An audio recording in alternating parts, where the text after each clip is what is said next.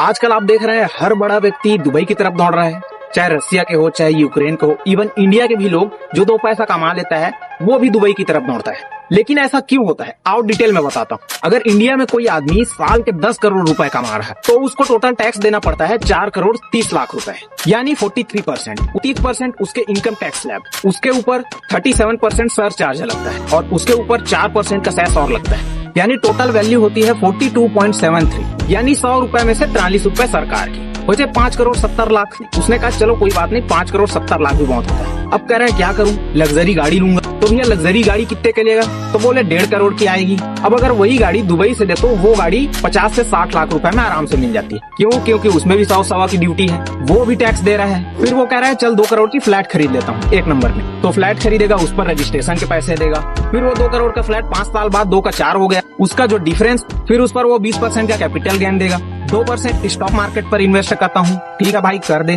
वो 2 के 4 जब होंगे उस पर भी 15% का कैपिटल गेन टैक्स देगा। उसके अलावा वो कह रहा है लग्जरी होटल में रुकूंगा, लग्जरी ब्रांड पहनूंगा, लग्जरी रेस्टोरेंट में जाऊंगा, सब जगह 18 से लेकर 28% तक का टैक्स देगा। पहले पैसे से आधा टैक्स जा चुका है, फिर उससे जो खरीदा उस पे टैक्स, उससे जो इन्वेस्ट किया उस पे टैक्स, उससे जो खर्चा किया उस पे टैक्स। अब अगर यही आदमी दुबई चला जाता है, पर्सनल 10 करोड़ रुपए कमाता है, 0 टैक्स। वो लग्जरी गाड़ी खरीदना चाहता है, 5% वेट दे के खरीद लेगा, टैक्स देना ही नहीं है। प्रॉपर्टी 2 करोड़ की खरीदेगा, 2 का 4 में बेचेगा, कोई टैक्स देना ही नहीं है।